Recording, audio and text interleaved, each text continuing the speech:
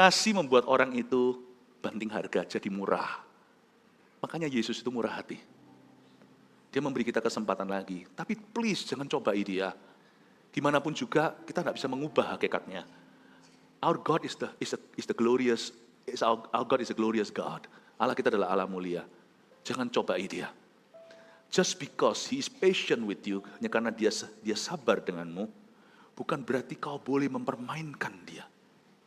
Hanya karena dia cinta padamu, kalau sudah dikasih kesempatan kedua, jangan jambal tunggu kesempatan ketiga.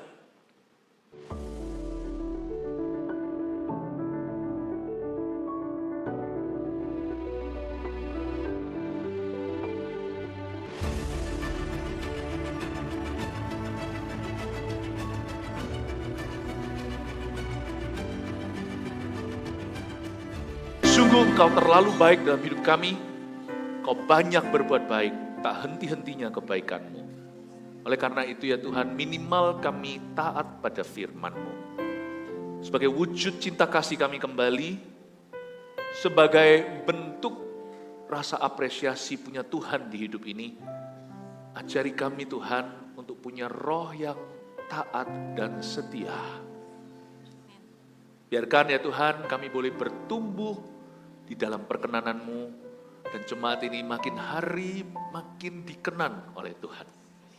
Setiap orang yang ada di tempat ini maupun yang mendengarkan lewat online dan juga rerun, aku berdoa satu persatu kau akan ajari jalur perkenanan Tuhan.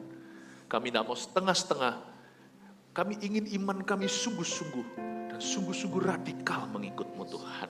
Kami tidak mau kekristenan kami suam-suam kuku. Roh Kudus berbicara, berikan pada hamba-Mu ya Tuhan urapan untuk jemaat-Mu bertumbuh, bukan hanya sekedar kata-kata dan kalimat yang keluar dari mulut manusia, tapi biarkan pedang bermata dua berbicara, mengajari, menegur, memperbaiki dan memperlengkapi. Sembunyikan di balik salib-Mu dalam nama Yesus. Haleluya. Amin. God bless you. Kasih tepuk tangan untuk Tuhan Yesus. Ibadah 4 kali kita belajar dari seorang nabi, Yunus namanya. Yunus itu hamba Tuhan yang waktu saya baca firman itu, saya belajar dari kesalahannya maupun belajar dari kebenarannya. Yunus adalah orang yang luar biasa, please don't get me wrong, jangan salah sangka, saya sangat mengagumi nabi ini. Karena dia bahkan dalam kegagalannya mirip sama kita, tapi dia jauh lebih hebat, dipakai Tuhan untuk menobatkan satu bangsa. Jangan separuh-separuh sama Tuhan, jangan tanggung gitu loh. Kalau cinta Kristus, cinta sungguhan. Kalau enggak, anti Kristus sekalian. Jadi orang percaya, percaya sungguh-sungguh. Jangan percaya tapi ragu.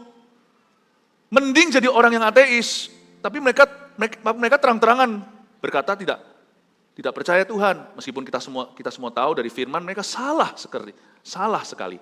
Mereka salah paham sama sekali dengan kerohanian.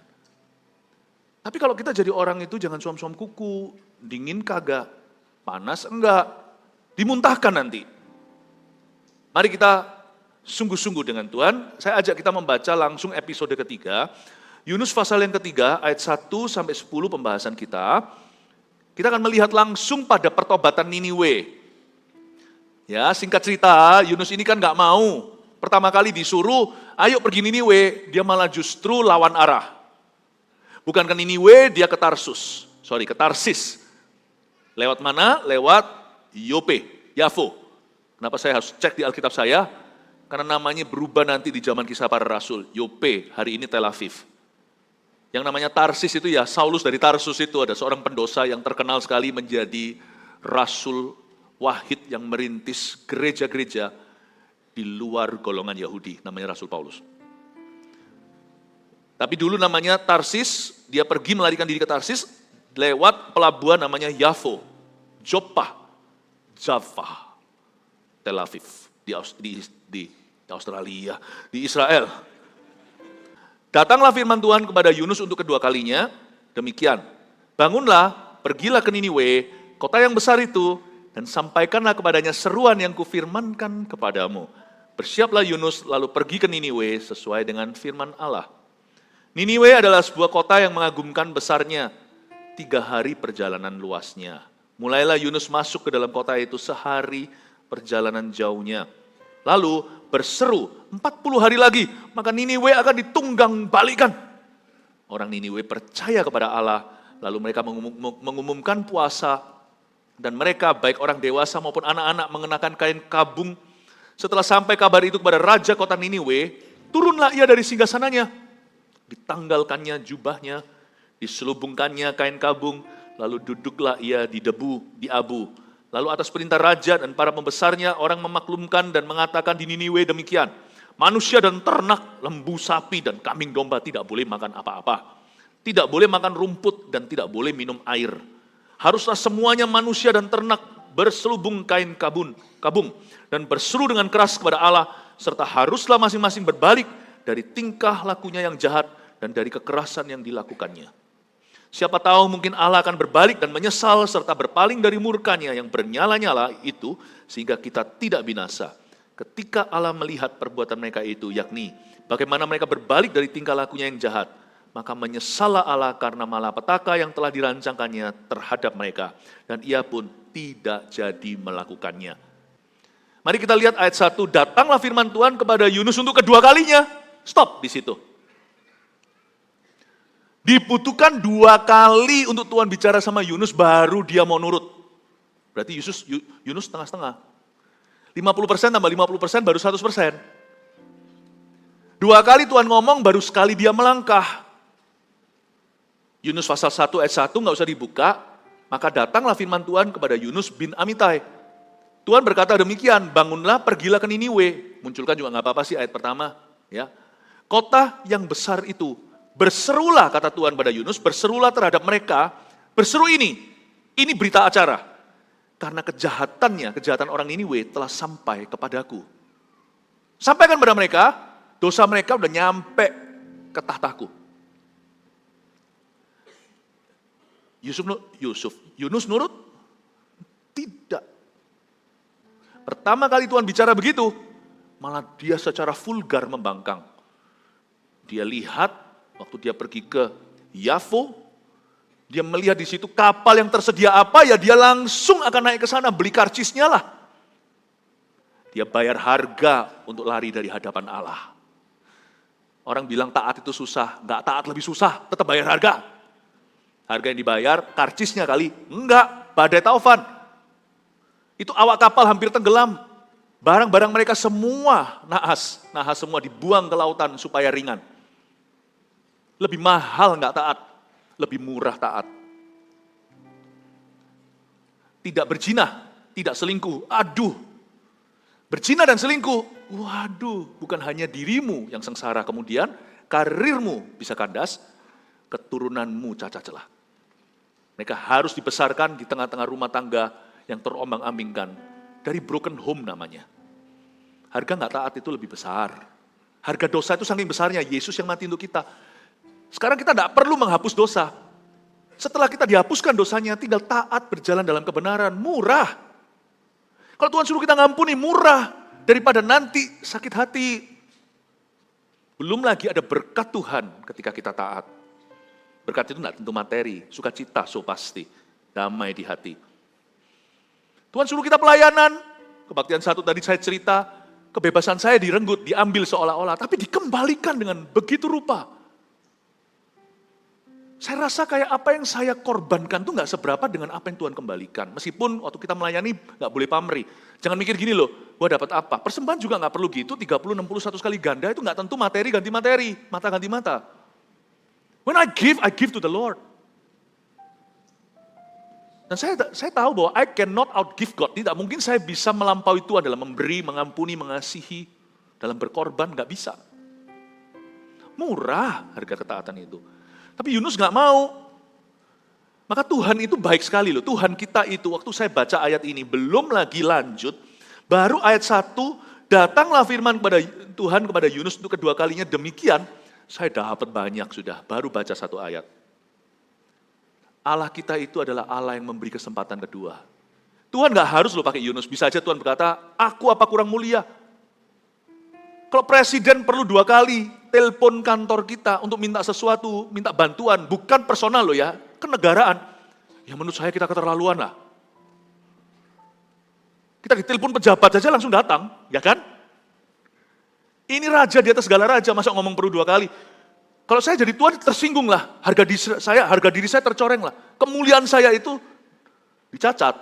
Kalau saya telepon 2 kali, masih kejar orang itu gede kepala. Ayo coba. Kalau sana konglomerat, semua orang dari Anda kepingin dapat berkat. Wah, tiba-tiba dikontak, aku mau kamu jadi supplierku. Ditolak. Mentah-mentah lagi, vulgar lagi, semua orang tahu. Yunus itu kepergiannya, itu public news. Sehingga seluruh awak kapal itu tahu di sini ada nabi nakal. Nah, Tuhan apa nggak tersinggung? Orang-orang di kapal itu kan tahu semuanya. Mereka kan tidak mau lempar Yunus, tapi orang berdosa aja punya nurani. Orang Kristen kadang-kadang berani jegurkan orang. Hamba Tuhan namanya juga berani jegurkan orang, itu gimana? Ini orang-orang gak percaya, penyembah berhala, pelaut-pelaut yang suka superstitious. Lemparin Yunus aja mikir-mikir, Yunus berkata, udahlah lempar gua. Akulah biang lalang. Biang keroknya. Lempar saya. Semua orang tahu. Nah, bayangkan waktu Niniwe satu negara itu bertobat. Apa enggak awak kapal itu yang suka kiri kanan berlabuh di setiap pelabuhan internasional itu apa enggak dengar? Dan apa mereka enggak mikir miring tentang Tuhan? Oh, Tuhan itu butuh ya ternyata sama manusia ya. Dia itu sangat kebutuhan banget sama Yunus. Ditolak masih mauan Tuhan itu. Kira-kira Tuhan enggak punya pilihan gitu? Ini enggak ada bukti ya. Yunus punya timeline waktu dalam sejarah itu kurang lebih di saat-saat Elia naik ke sorga. Ya, saya tidak ada teologi itu yang sempurna, yang ada firman Tuhan apa adanya. Cuman teologi itu kan pengamat, teologi, studi tentang Tuhan. Jadi kalau kita pelajari, kira-kira kemungkinan ada spekulasi, ahli teolog berkata bahwa Yunus itu bisa jadi salah satu dari 50 nabi yang dapat suatu wangsit lalu ngomong sama Elisa, lu tahu nggak, Tuhanmu itu akan diangkat ke sorga. Tuhanmu itu akan diambil hari ini. Dia salah satu yang 50 itu, 50 nabi itu. Paham ya? Tuhan gak punya pilihan. Minimal ada 50 nabi lain. Ada Elisa. Tuhan gak punya kandidat. Kenapa Tuhan itu terus-menerus milih kita ya? Sungguh ya. Andai kata Tuhan tidak memberi kita masing-masing ini kesempatan kedua, saya rasa ruangan ini kosong hari ini. Termasuk saya. Kalau tidak dikasih kesempatan lagi, kayaknya kita semua hari ini sudah tidak punya kualifikasi. Kita semua sudah diskualifikasi. Betul nggak? Siapa di sini yang merasa duduk di sini berhak rasa, oh aku ini karena aku hebat, karena aku baik, karena aku saleh, karena aku suci. Ayo yang benar, jujur. Kalau Anda angkat tangan, saya tanya apakah Anda begitu? Berarti Anda berdusta. Semua kita pasti setuju, agree with me. Tak seorang pun di ruangan ini boleh bersaksi, aku di sini karena aku sempurna. Kita semua di sini sebaliknya harus bersaksi. Oh, kita ada di ruangan ini karena kita pernah dan terus dan sempat mengecap kesempatan kedua yang Allah berikan.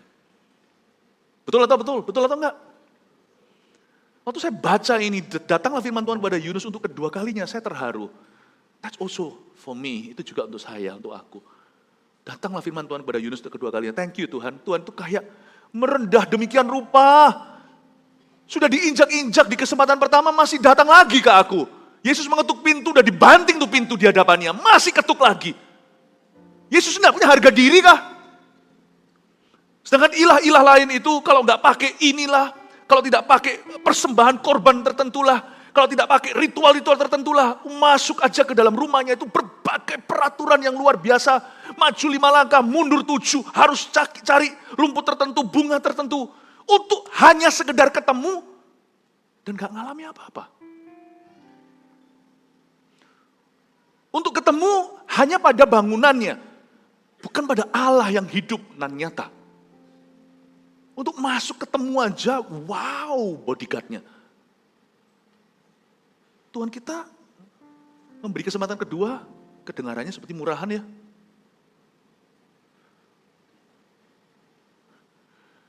Itulah kasih Bapa. Kasih membuat orang itu mau murah untuk yang dikasihinya. Saya masih ingat, papa saya orang sibuk, waktu masa-masa jaya beliau, papa kandung saya dalam bisnis, wah sibuk ini itu. Ya, jadi Zaman dulu kalau orang itu mau buat jas, papa saya itu punya textile business, tailor business. Itu dari orang biasa sampai orang-orang besar, dari pejabat sampai jenderal, diukurin gitu. Jadi kadang-kadang bikin appointment untuk ketemu, bikin janjian. Saya masih ingat saya pulang rumah telat banget. Papa saya padahal sibuk sekali, ditunggu di depan pintu. Di depan pintu. Orang lain janjian, zaman-zaman jaya nih, rame-ramenya. Orang mau bikin baju aja, tunggu kapan engkohnya ada. Nah papa saya bisa melihat itu, tahu, oh ini kurangnya berapa senti, lihat aja bisa tahu. Ya. Nah, jadi pegang aja gini dah, oh tahu ini, nih tambah 2 kilo ya kok. Udah tahu. Saya sia-siakan waktu. Saya masih ingat saya pulang 12:30. Papa saya di depan, nggak ASEAN di depan, nunggu saya pulang. You see, kalau saya bukan anaknya nggak mau kali papa saya. Orang kalau lagi jaya kan bisa gaya. Semua orang mau ketemu. Dalam bidangnya masing-masing lah, mesti ada orang-orang yang punya kemuliaan sendiri. Kita semua itu dikasih kemuliaan-kemuliaan kecil oleh Tuhan. Kalau kita setia. Saya mikir, orang lain antri, saya ditunggu. Ya karena kamu anaknya. Coba kalau saya bukan anaknya, mana mau? Kasih membuat orang itu banting harga, jadi murah. Makanya Yesus itu murah hati. Dia memberi kita kesempatan lagi. Tapi please, jangan cobai dia. Dimanapun juga, kita tidak bisa mengubah hakikatnya. Our God is the glorious, our God is a glorious God. Allah kita adalah Allah mulia. Jangan cobai dia. Just because He is patient with you, hanya karena dia sabar denganmu, bukan berarti kau boleh mempermainkan dia. Hanya karena dia cinta padamu, kalau sudah dikasih kesempatan kedua, jangan jambal tunggu kesempatan ketiga. Ingatlah bahwa ketika Allah memberi kesempatan kedua itu karena K-A-S-I-H.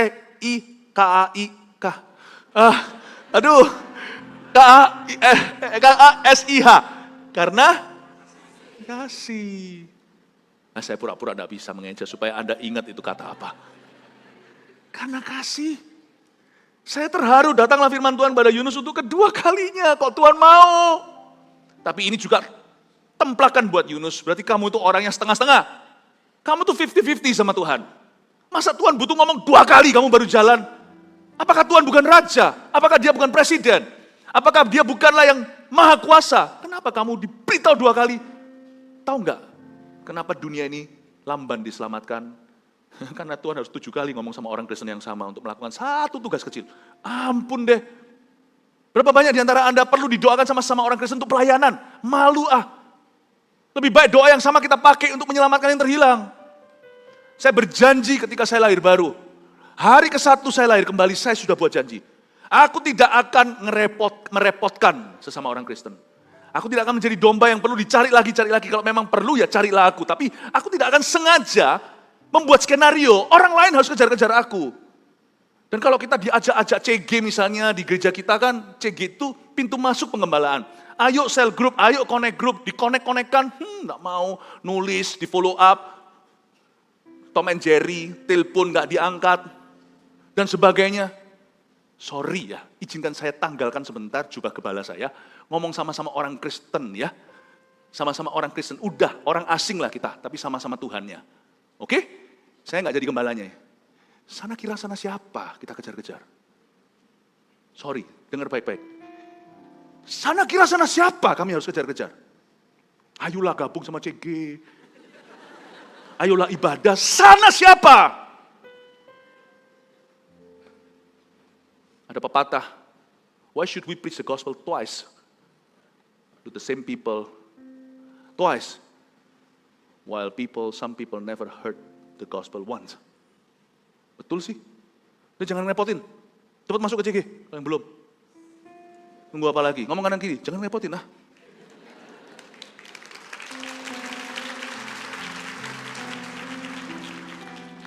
Kenapa harus 2 kali?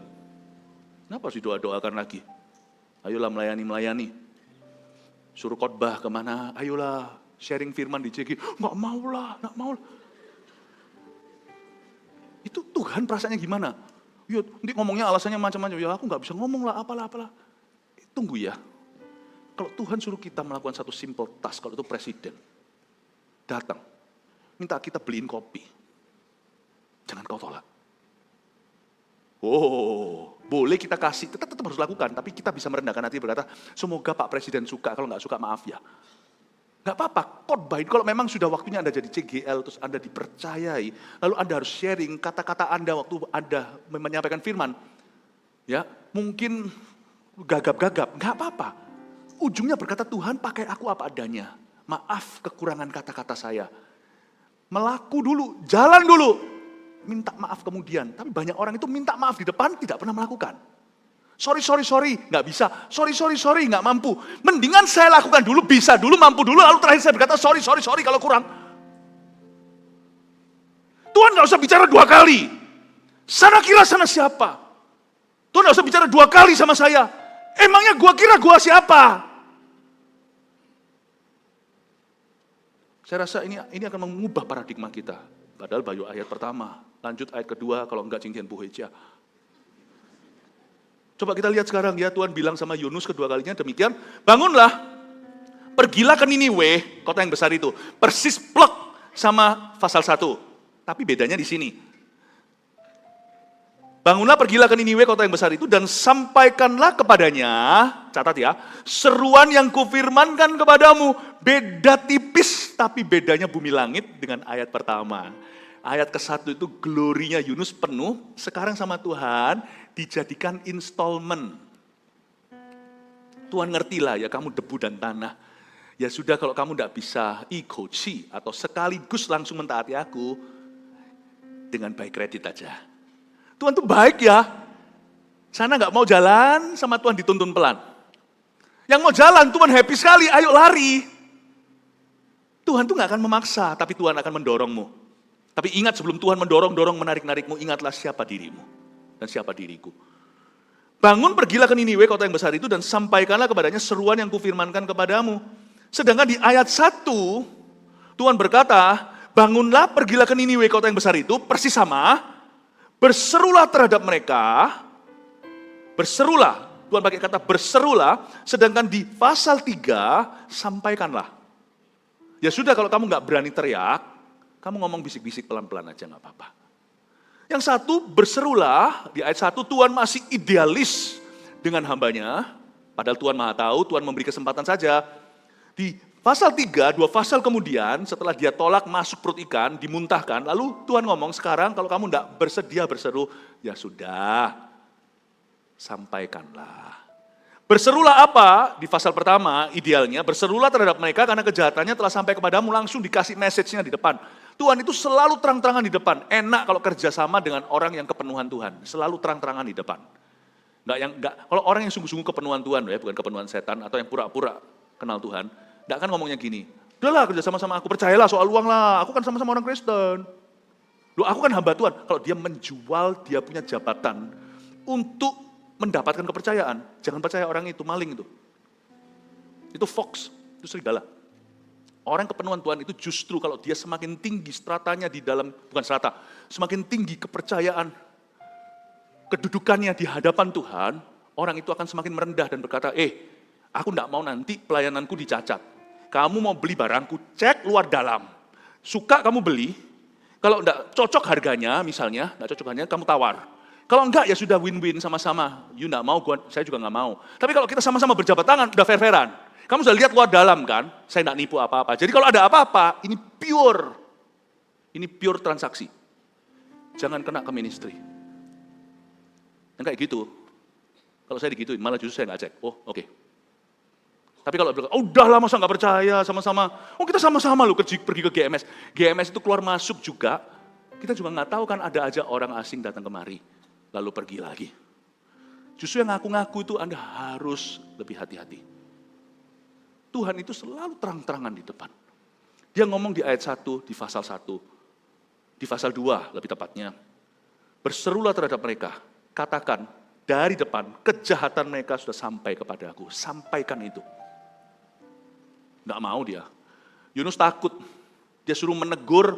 Dia suruh ke Rusia menegur Putin. Coba.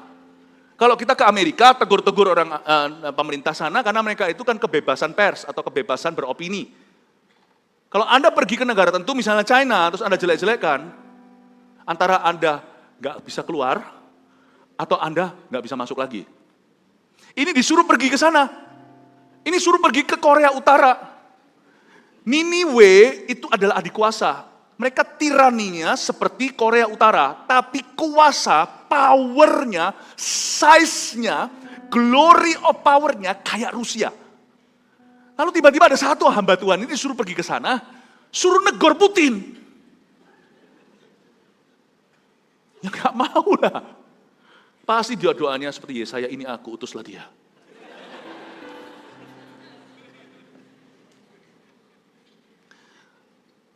Tuhan ditolak kan?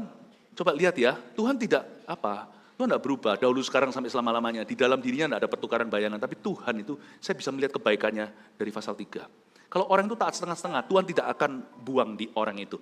Tuhan akan ambil setengahnya dan majukan dia sampai 3/4. Tuhan kita itu sabar menjemput kita. Bukankah dia Bapak dalam ilustrasi itu yang menunggu si bungsu pulang? Tuhan itu adalah Allah yang menuntun, tidak seperti yang kita kira, sukanya gebukin kita. Enggak. Tapi ya kasihanlah, tolonglah, jangan ngomong gitu ya. Jangan Anda laporkan ke Tuhan, saya ngomong Tuhan kasihan. Karena Tuhan tidak perlu dikasihani, Tuhan harus dikasihi, bukan dikasihani. Cuman izinkanlah, kalau saya hubungannya dengan Tuhan seperti bapak anak, ya saya kasihanlah, jangan gituin bapakku lah. Tidak tahu tak sana itu, dia itu siapa. Nyawamu itu di tangannya. Detik ini dia berkata, mati kau. Kau mati. Nggak peduli siapa dirimu.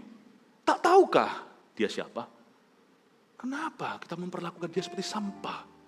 Tapi Tuhan itu indah, baik sekali. Dia berkata gini, coba lihat ya. Bangunlah, pergilah ke Niniwe, kota yang besar itu, dan sampaikanlah kepadanya seruan yang kufirmankan kepadamu. Ini kata-kata seperti bulat gitu, bukan. Sampaikanlah, bagianmu cuma sampaikan. Firmanku yang akan berseru. Sampaikanlah kepadanya seruan yang kufirmankan kepadamu. Udah, kamu ngomong pelan aja, nanti aku yang backup kamu. Musa berkata, aku enggak fasilita, ya sudah tak kasih Harun. Tadinya di ayat 1, serukanlah, takut dia. Ya sudah, enggak usah takut. Sini. Enggak apa-apa, aku masih mau kamu. Yunus berkata, jangan aku Tuhan. Ada satu orang nabi lain, nabiyah malahan. Ini Yunus, itu Yunita. Pilihlah dia. Enggak, Tuhan berkata, aku mau Yunus kok. Sini. Ya sudah, kamu sampaikan ya firmanku yang berseru. How good is your God? How good is he? Makanya itu bulu patah terkulai tidak akan dipatahkan. Yang sudah oglek-oglek itu nggak akan dikak sekalian. Sumbu yang pudar nyalanya tidak akan dipadamkan. Gambar rupa Allah itu di dalam diri seorang manusia itu pria dan wanita. Dulu waktu saya SD, pensil saya itu udah agak mau patah. Dasar laki-laki kan langsung. Sebelah saya juga mau patah. Tapi teman sekolah saya waktu saya SD itu perempuan. Sama dia dikasih tensoblas. Lalu habis itu dibalut, lalu habis itu pakai karetnya, dikasih karet gimana supaya masih bisa dipakai. Waktu saya lihat gitu, saya ingat hari ini Tuhan tuh kayak gitu. Yang udah patah sama Tuhan dibalut. Bukankah wanita juga dapat gambar rupa Allah? Ini bukan gender. Men and women both, laki dan perempuan dicipta dalam gambaran rupanya. Kelebihan kita masing-masing itu adalah dari Tuhan. Betapa indahnya Tuhan itu membalutmu. Bulu patah terkulai tidak dipatahkan. Dan bilang, ya sudahlah, kamu tidak kuat kan berseru, kamu sampaikan. Akhirnya untung ayat 3, Yunus nurut. Bersiaplah Yunus, lalu pergi ke Niniwe sesuai dengan firman Allah. Lega. Bersiaplah Yunus. Ini kalau sudah semakin turun berarti waktunya habis. Jadi saya naikkan supaya waktunya bertambah.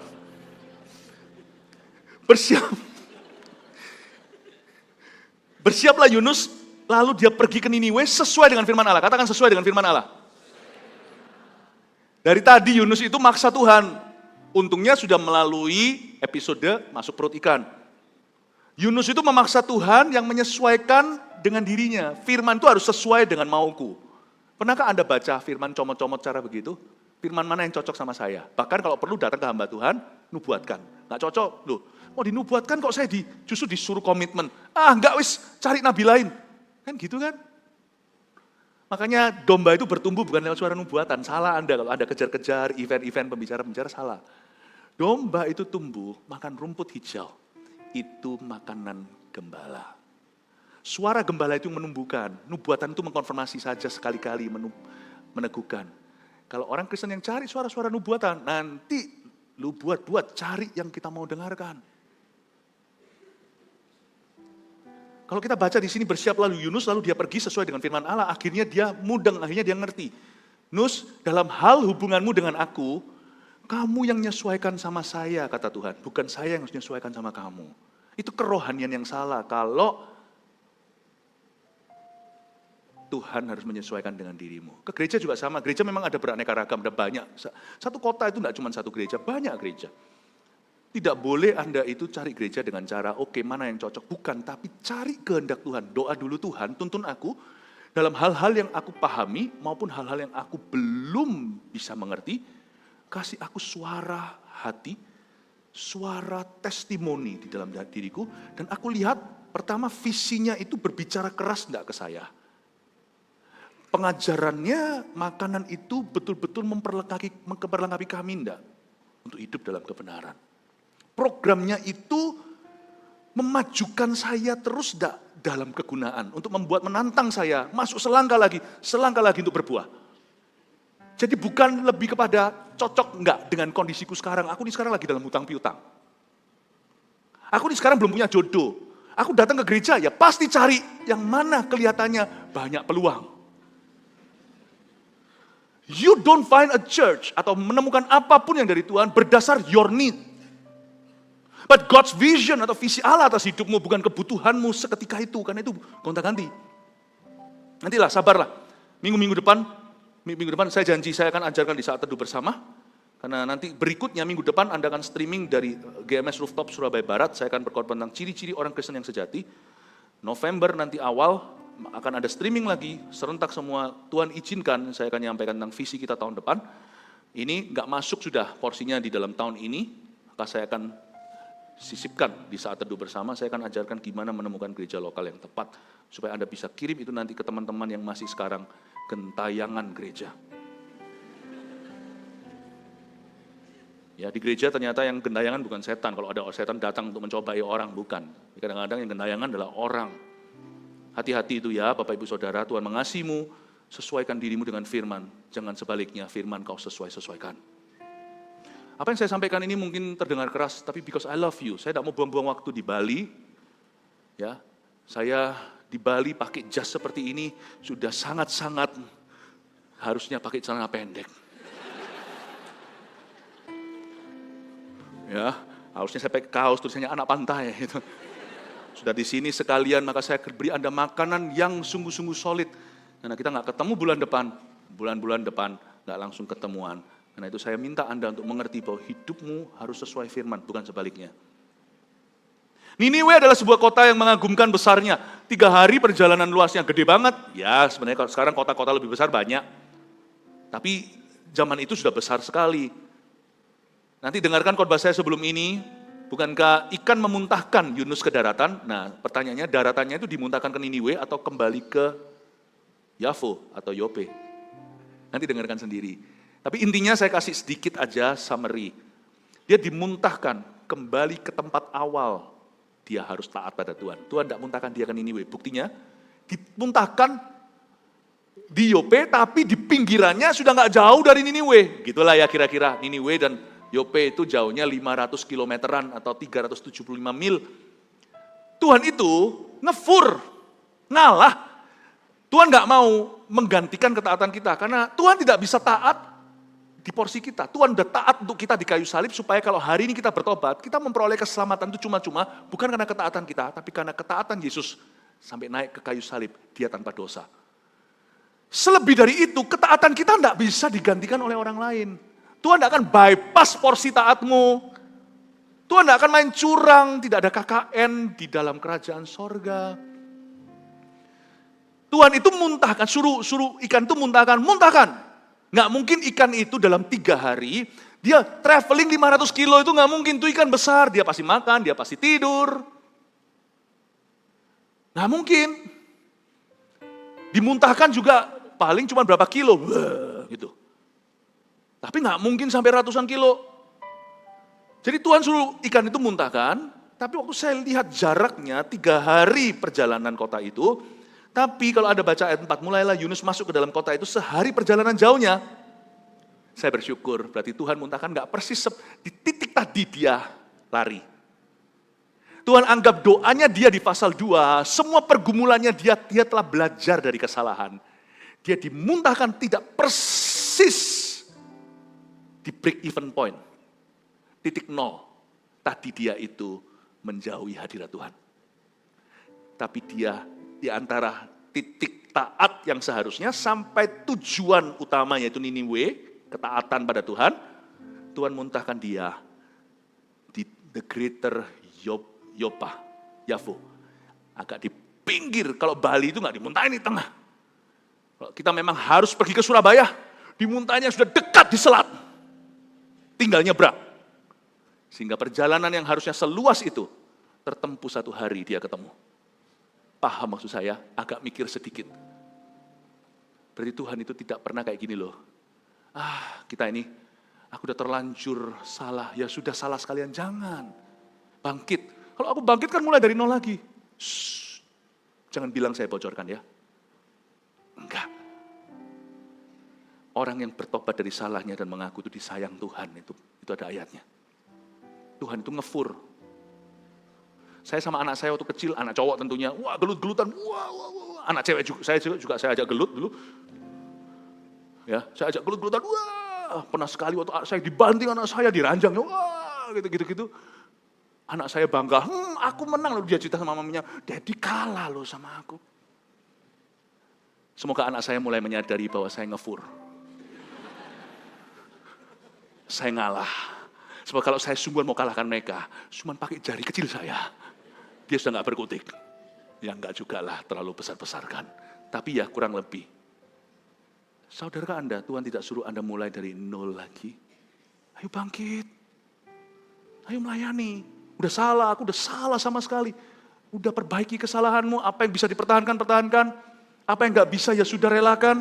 Konsekuensi ada, hadapi semua bersama dengan Allah. Kita bisa. Tuhan tidak suruh kita mulai persis dari Yope tadi kita lari. Tapi dari Yope yang sudah ke arah Niniwe. Oh haleluya. Paham gak pewahyuan ini? Nangkep gak terang ini? Yang nangkep betapa baiknya Tuhan kasih tepuk tangan untuk Roh Kudus. Mulailah Yunus masuk ke dalam kota itu sehari perjalanan jauhnya lalu berseru. Lucu. Tuhan suruh dia sampaikanlah. Tapi malah justru ujungnya di ayat 4, berserulah dia. Tuhan bawa dia dari setengah-setengah itu ke 3/4, dia malah justru 100%. God is so good ya. Our God is an encourager. Ada kata bahasa Inggris encouragement. Ada kata lawannya adalah discouragement. Ada orang itu ya mulutnya itu jatuhkan semangat. Ngomong sama orang-orang itu selalu jadi pesimis. Tuhan kita bukan gitu. Tuhan kita lawan katanya, sebaliknya. Kalau ngomong sama Tuhan, makanya saya suka doa. Doa itu nggak pernah merugi di pihak kita. Di pihak Allah merugi, karena kalau kita doa, kita permintaannya banyak. Dari pihak kita nggak pernah merugi. Orang kalau doa itu kayak ngobrol sama Tuhan 15 menit itu. Kelihatannya kita nggak ngerasa apa-apa, nggak lihat apa-apa. Tapi keluar itu hati kita dibangun. Aneh nggak? Doa dan nggak doa tiap hari itu beda. Karena orang yang ngomong sama Tuhan, sekalipun dia nggak ngerasa dia ngomong sama siapa-siapa, doa itu kan perlu menyangkal diri karena bosan dan boring. Tapi kalau kita taat saja, roh kita itu makan, keluar dari ruang doa kita, atau keluar dari ibadah seperti ini, pulang itu ya, hati kita encouraged, dikuatkan. Ada semangat hidup. Sama Tuhan itu ya, setengah jadi 3/4 jadi 1. Nggak pernah rugi. Itu sifat Allah. Makanya orang Kristen yang penuh dengan Tuhan, penuh dengan Roh Kudus, pasti akan menjadi son of encouragement, kayak Barnabas. Yaitu menjadi anak penghiburan. Tapi kalau orang Kristen yang suka gosip, fitnah, yang selalu mulutnya jelek gitu, menurut saya Tuhan cuma ada di teorinya. Mulutnya penuh dengan roh najis, bukan Roh Kudus. Dan Yunus berkata, dia berseru, 40 hari lagi, maka Niniwe akan ditunggang balikan. Nih saya tunjukkan ya, ini orang masih belum bertobat. Jadi saya pro dan kontra dengan Yunus ya, kadang pro kadang kontra ya. Jadi pahami ini kan story ya, ceritanya. Saya tunjukkan ya, ayat 4 ini, dia tidak taat sepenuh dalam menyampaikan the full message, pesan Tuhan yang lengkap. Meskipun Tuhan ngomong di ayat 1, karena kejahatannya telah sampai kepadaku, kamu sampaikan dosanya dulu. Meskipun tidak tertulis di Alkitab, tapi saya percaya Tuhan itu kalau ngasih instruksi itu pasti komplit. Dan Yunus cuma memberitahu bagian hukumannya, mungkin dia sedikit mau syukuri. Dan dia justru di hati itu semoga. Misalnya kalau ada orang punya makan, lalu habis itu makan, terus habis itu tiba-tiba diingatkan sama mamanya, share dong sama temenmu. Oke, share. Aduh, ini cheesecake kesukaanku. Aduh, lu mau nggak? Nggak mau, ya sudah. Nggak niat, tahu nggak? Nggak niat. Orang gitu itu nggak niat beri. Jadi kalau ada orang masih tanya Anda datang ke rumahnya, ini ya, perlu makan? Tanya perlu makan, bilang enggak. Kecuali kalau waktu Anda datang sudah dihidangkan. Lalu orangnya maksa-maksa, sampai memalukan. Ayolah makan, berarti orang itu niat. Kalau dia tanya, oh belum makan ya? Coba lihatin di kulkas ada apa, mau makan enggak? Jangan mau. Paham ya? Oh ya mau, langsung pergi ke kulkas buka. Janganlah, kita tuh harus peka tahu kalau kita itu di welcome atau kurang di welcome. Kita harus tahu. Ya, Yunus itu nggak terlalu welcome pertobatan Niniwe, sadari nggak? Niniwe selain dia takut bicara sama Putin di Rusia, tapi ini seperti orang Ukraina disuruh pergi ke Rusia, beritakan pertobatan, kalau mereka bertobat diampuni Tuhan. Coba bayangkan. Karena waktu itu, Niniwe itu habisi Israel. Ini musuh bebuyutannya Israel. Ini musuh bebuyutan. Bagaimana mungkin dia itu menginginkan berkat mereka, menginginkan agar mereka diberkati. Jadi Yunus berkata 40 hari maka Niniwe akan ditunggang balikan. Kata ditunggang balikan itu sama dengan kata yang dipakai untuk menjelaskan bagaimana Sodom dan Gomora ditunggang balikan Tuhan. Tuhan tidak berkata kamu kutuki Niniwe. Tuhan hanya berkata serukan pada mereka, kejahatannya sudah sampai ke aku. Tapi bunyinya begini, kamu akan ditunggang balikan. Malah dikutuki. You see, sometimes you do your task, but not wholeheartedly. Kadang-kadang kita lakukan karena harus. Kita lakukan sesuatu karena memang harus kita lakukan. Tapi hati kita itu tidak sungguh-sungguh melakukannya. Dan kita tidak menginginkan hal itu. Misalnya disuruh sama siapa, ayo ini. Tapi jalan sambil menggerutu. Memang betul sih 40 hari lagi, kita tidak pernah tahu apakah terbukti 40 hari lagi kan, itu Tuhan akan tunggang balikan, karena nggak jadi dihukum, karena mereka bertobat. Tapi saya percaya pesan ini tetap dari Roh Kudus, saya tidak berkata bahwa kalimat ini bukan dari Tuhan, tapi dia tidak menjelaskan dengan lengkap. Dia hanya berat di hukuman, tanpa secara cukup menunjukkan jalan pertobatan. Nggak ada instruksi selebihnya. Kalau kita itu ngomong sama anak, misalnya, meskipun kita marah, tapi kan kita yang mengasihi anak itu pasti 50-50 toh. Pasti kita itu akan ngomong jeleknya, tapi kita juga peduli gambar dirinya. Kita juga akan balut lukanya, membawa dia supaya dia sadar, semoga berubah. Nah, bagian itunya hilang. Dia cuma tinggal marah-marah. Ini namanya taat setengah-setengah. Pernahkah kita melakukan hukum Taurat, hanya melakukan letter luck-nya, atau hanya melakukan apa yang harafiah, tapi tidak menyadari the spirit of the law. Roh daripada hukum itu sendiri adalah kasih. Kayak orang yang mau bagi cheesecake itu tapi nggak rela. Mau nggak? Nggak mau. Nggak mau. Kalau dia sungguh-sungguh mau sharing, mamanya bilang sharing dong, dia ngerti. Kita itu nggak boleh greedy, nggak boleh serakah. Selain itu, aku juga mengasihi orang ini, adikku seperti mamaku mengasihinya. Ya, cheesecake-ku ini aku cinta. Tapi mamaku cinta adikku, nggak cuma cinta aku. Nangkep isi hatinya. Ada perintah Tuhan yang kita tahu. Tapi ada perintah Tuhan yang tidak terutarakan. Itu kita harus mengertinya dari pengenalan akan Allah. Nangkap isi hatinya. Dek, mau nggak dek? Mau nggak? Nggak mau? Nggak. Yes, aji mumpung. Yes, nggak mau. Mana mau? Nggak. Kalau nggak mau, makanlah dek. Mama kepingin kamu makan. Kakak juga sudah kenyang kok, ini kebanyakan. Kakak juga banyak, ini gula juga nggak baik. Oh gitu ya? Iya. Aku sudah sikat gigi. Nggak apa-apa lah, nanti kakak sikatin kamu. Setelah sikatin kamu, sikat kakak. Kita sharing sikat gigi sekalian. Ya. Tapi kalau kumur telan sendiri-sendiri. Ya, adiknya yang tadinya nggak mau. Ya sudah makan. Enak loh Kak. Ya kan? Seneng hati sama-sama. Mama lebih seneng lihat dari pinggir. Waduh anakku. Nangkep isi hatinya. Yesus mengusir setan. Murid-muridnya lihat bersama dia. Tiba-tiba ada satu orang yang mengusir setan di dalam namanya. Datanglah itu murid-muridnya yang sok jagoan. Guru! Seorang yang bukan pengikut mengusir setan demi namamu. Mana sih? Yesus berkata, khusus. Jangan rame lah. Siapa yang tidak melawan kita, di pihak kita. Nggak nangkep. Ngusir setan itu perintah, amanat agung. Tapi nggak nangkep hati Tuhan. Tuhan tuh kepingin orang lain dipakai.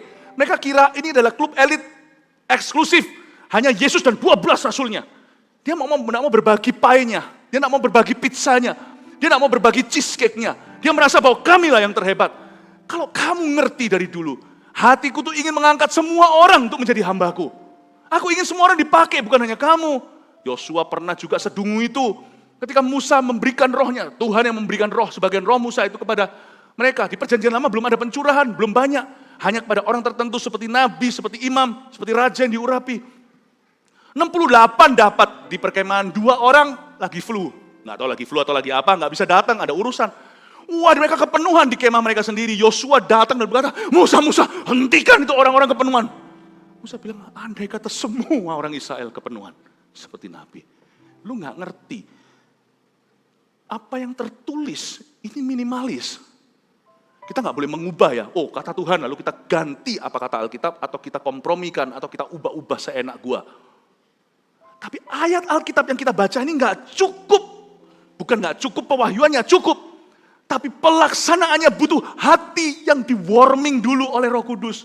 Hati yang sudah pemanasan dulu. Yang ngerti kenapa Tuhan ngomong begitu. 7 kali 70. Orang ngampuni orang yang salah ya aku. Salahnya sama lagi dalam sehari. Tuhan ini keterlaluan. Masa 490 kali ngampuni orang yang sama? Masa gak ngerti sih? Bahwa intisari dari perintah itu atau ilustrasi adalah Tuhan tidak mau Anda kepahitan. Apapun terjadi jangan masuk ke sana. Itu tempat setan. Kamu dilukai orang yang sama, ampuni 490 kali. Kalau kamu ditampar pipi kanan, kasih pipi kiri, kita protes sama Roh Kudus. Apaan itu?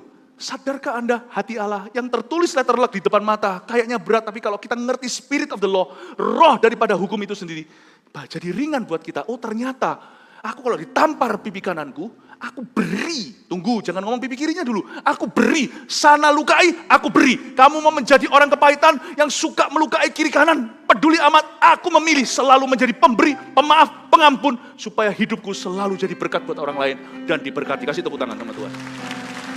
Sadarkah Anda, the spirit of the law membuat kita tidak akan taat setengah-setengah? Membuat kita jadi mudah ngerti, oh kenapa Tuhan ngomong begitu. Ketika Tuhan berkata, jangan 10 perintah Allah kan dihindari orang. Jangan ada Allah lain padamu. Kenapa Tuhan itu picik sekali, suka cemburu? Kalau ada, sana masuk neraka. Karena Yesus satu-satunya jalan. Kalau Yesus dimadu, Yesus gak mau. Pelihara hari Sabat. Kenapa gak bisa kerja 7 hari? 365 hari setahun. Terusin, ginjalnya yang gagal. Jangan berzina. Loh, tapi kan beautiful girls wherever you are. Cowok, cewek, dan sebagainya. Karena kalau sampai ada pihak ketiga, rumahmu tidak akan bahagia. Sudah considered, sudah tergolong broken home. Tidak sadarkah di balik jangan itu ada spirit kasih? Jangan mencuri supaya jangan ada rekornya. Jangan berdusta supaya lain kali kalau ngomong sama orang dipercaya. Orang suka ngeprank lain kali kalau sungguhan dia alami gak ada satupun yang percaya itu terjadi. Paling hahaha kamu bercanda. Sakit jantung, Tuhan sakit, tolong. Mati sungguhan ternyata kali ini gak ngeprank. Tuhan berkata jangan dusta, jangan suka bohong supaya lain kali dipercaya. Sewaktu kamu paling membutuhkan pertolongan, kamu dipercayai. God is so good. Anda baca ya, Yunus ini setengah-setengah nyampaikannya. Tapi ya Tuhan tetap pakai sih. Makanya saya tuh kagum, Yunus ini urapannya dahsyat tuh. Sungguhan ini orang setengah-setengahnya itu urapannya melebihi 100% sungguh-sungguh kita. Makanya jangan pernah kita itu speak down, talk down about Jonah. Ini orang dahsyat. Ini orang punya grace, kasih karunia yang jarang orang punya. Nggak mau khotbah sambil nggak mau satu negara bertobat. Kita mau. Tetangga satu pun belum tobat-tobat. The grace of God exist. Minta grace seperti ini, kalau Yunus bisa, Anda juga bisa memperoleh kasih karunia seperti ini. Kasih tepuk tangan untuk Tuhan. Terakhir ya. Ayat 5 ke bawah, menunjukkan orang Niniwe, ironisnya, percaya kepada Allah. Waktu dengar kabar gitu, padahal Yusuf kasih dia setengah-setengah message-nya. Percaya! Itu memang betul Tuhan itu setia pada janjinya. Kamu sampaikan aja suaraku yang berseru, firmanku. Sungguhan loh, orang Niniwe itu percaya nggak tanggung. Sampai rajanya pun turun dari singgasana. Dan mereka pakai baju sackcloth, bahasa Inggrisnya, atau di sini disebut sebagai kain kabung. Kain kabung itu baju yang terbuat dari bulu-bulu kasarnya, bukan domba. Kalau domba halus seperti di Selandia Baru itu, ya lembut sekali. Tapi ini lebih ke kasar-kasarnya. Atau bahkan mungkin kayak di film-film Chinese, ketika mereka berkabung, mereka pakai jerami-jerami. Ini adalah baju yang dibuat dari bahan terkasar, dan itu pasti gores-goresan badan untuk menunjukkan perkabungan. Mereka pakai kain kabung, padahal ini negara number one zaman itu. Dan mereka pakai kain yang terbuat dari bulu-bulu hewan yang kasar. Rajanya pakai itu, dan satu lagi yang lucu, saya mau tunjukkan totalitasnya. Lucu, hari itu, ironisnya, seorang nabi kalah sungguh-sungguh dalam ketaatan dibanding orang berdosa. Bangsa yang totally a sinner, bangsa yang berdosa, meresponi suara hati Tuhan, suara Allah, dengan totalitas, bahkan tuntas titas. Saya kasih Anda kata baru. Bukan hanya totalitas, kalau Anda baca satu-satu itu tuntas. Sampai kalau Anda lihat, hewannya pun, binatangnya pun, kambing, domba, lembu, sapi pun semua nggak boleh makan. Kalau Anda baca, yang pakai kain kabung itu bukan hanya manusia, tapi ternaknya juga, seolah-olah hewan-hewan itu turut berdosa. Ini kalau bukan tuntas titas apalagi. Nabi setengah-setengah, bangsa yang murtad, sungguh-sungguh celakanya. Firman yang sama disampaikan orang yang tidak pernah dengar firman, mereka akan semuanya maju dan berkata, pakai aku Tuhan. Mereka semua akan mendaftar CG dan berkata, muridkan saya. Firman yang sama disampaikan kepada orang Kristen yang sudah kapalan, berakhir tidak mempan. Toeng. Seorang nabi yang setengah-setengah kalah totalitas dalam ketaatan dengan sebuah bangsa yang baru mendengar firman itu pertama kali. Hati-hati jangan pernah SKSD dengan Tuhan Yesus. Karena bahayanya sok kenal sok dekat adalah kita jadi suam-suamku. Kita merasa aku sudah tahu. Gini-gini aku sudah ngerti. Aku sudah pernah alami. Biasanya kaki Dian diambil dari orang demikian. Dipindah. Coba lihat kaki Diannya, kebaktian berikutnya Anda akan baca. Tuhan kasih satu kaki Dian dalam bentuk satu pohon yang mengiyupi dan merindangkan Yunus, diambil sama Tuhan. Detik dia menikmatinya, langsung cacing datang. Tapi bangsa ini yang tidak bisa membedakan tangan kanan, tangan kirinya, diberkatinya. Bapak, Ibu, Saudara, jangan kalah sama orang berikutnya yang akan taat pada Tuhan. Berapa tahun Anda sudah kenal Tuhan? Kok cuman gini-ginian? Berapa tahun kita sudah mengaku diri kita Kristen, mungkin lahir kita sudah, tapi kenapa kita masih putar-putar di padang gurun seperti kebaktian sebelumnya saya jelaskan. Jangan muter-muter terus di tempat yang sama, jangan jalan di tempat. Mari kita sungguh-sungguh mulai hari ini membuat langkah maju. Hari ini aku harus berubah, mulai hari ini aku akan sungguh-sungguh. Dan saya percaya kalau kita taat dengan segenap hati, Tuhan kita akan menyatakan dirinya mulia di dalam kehidupan kita. Jesus loves you, ayo semua kita maju. Kasih tepuk tangan untuk Tuhan Yesus.